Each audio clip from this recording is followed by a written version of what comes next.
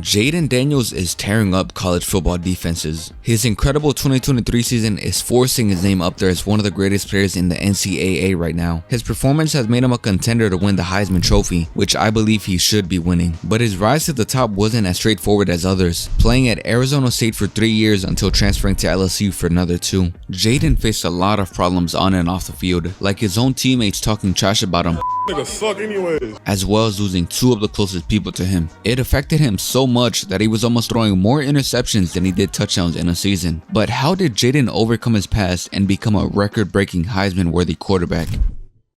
Jayden Daniels was born in San Bernardino, California on December 18th, 2000. As a kid, he would dream of being a quarterback, more specifically, a mobile quarterback. He would often watch players like Cam Newton and his idol Mike Vick. Jayden began attending Cajun High School in 2015 where he would play for the Cajun Cowboys. Jayden was named the starter quarterback for the team in his freshman season. The only problem though was that Jayden was 5'10" and 130 pounds. He was so skinny that the school forced him to get approved by a doctor to play. The first doctor they went to actually said absolutely not. However, a second doctor would eventually approve him. And so, Jayden would begin playing in his freshman season. In just his second game against Valley View, he threw for 264 yards, 4 touchdowns, and 0 interceptions in a 56-10 victory. This is when everyone began to realize that Jayden was really good. In his freshman season, Jayden threw for 2,694 yards and 35 touchdowns, but he did have 10 interceptions. Unfortunately, in his sophomore season, he would hit a slump, throwing for only 13 touchdowns and just under 1,500 yards. The most likely reason for his decline in performance was because he played the whole season with a broken thumb on his throwing hand, but it would be his junior season where he would break out. In the Cajuns' 4th game of the season, they would face off against the Miller Rebels. Jayden in that game would throw for 435 passing yards, 9 touchdowns, and 0 interceptions in an 80-0 win. This is just unheard of. I don't think I've ever seen that many touchdowns by a single player in one game. Jayden would lead his team to the state championship where they would lose 38-14. In his junior season, Jayden had over 5,000 passing yards, 62 passing touchdowns, only 5 interceptions, and just under 1,300 rushing yards and 15 rushing touchdowns. This is one of the best seasons by any high school quarterback I think I've ever seen.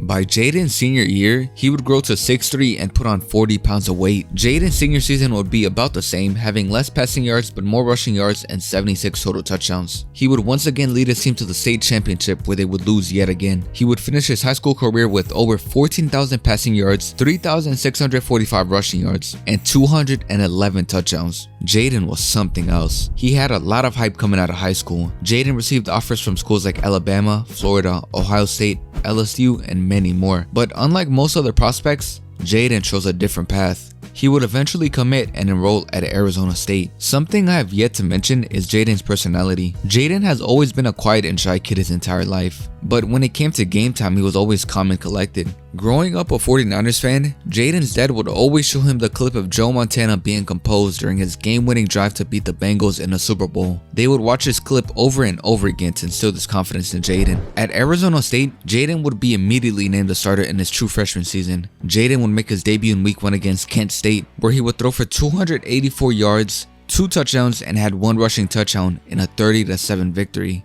A pretty good first game for college. It showed everyone that what he did in high school, he could do at the next level as well. In Week 12, Jayden would have his best game of the season. The 5-5 Arizona State Sun Devils would be taking on the 9-1 Justin Herbert-led Oregon Ducks. Jayden would throw for 408 yards, 3 touchdowns, and 0 interceptions in a 31-28 victory. He would lead his team to an 8-5 record in that 2019 season. Jayden that season threw for just under 3,000 yards and had 20 touchdowns. Unfortunately, the next few seasons wouldn't be the same. In 2020, the pandemic would hit and disrupt everything. Most of the 2020 football season games would be cancelled, but that would be the least of Jayden's worries. The pandemic would affect many people, and this included both of Jayden's grandparents. His grandpa would bring him to his football practices after school as a kid, and would sometimes be the only one watching Jayden from the stands. At the beginning of 2021, Jayden would lose both his grandpa and his grandma, and it took a huge toll on him. Jayden would keep it to himself though, but everyone knew that something was up with him. The 2021 season, the season that Jayden had planned to be his last before the NFL, was his worst. He threw for 10 touchdowns as well as 10 interceptions. Jayden wasn't very good this season. He had multiple games where he threw more interceptions than touchdowns. While it is true that Jayden wasn't his usual self, another reason for Jayden's decline in performance was because the offense was different. The head coach would tell Jayden to start handing the ball off more and just being more conservative, and this hurt Jayden's confidence. Jayden felt he was being limited by Arizona State, so he would enter the transfer portal and head to LSU and get a fresh start. Many of his teammates didn't like this though. There was a video of his former teammates removing items from his locker and talking trash about him.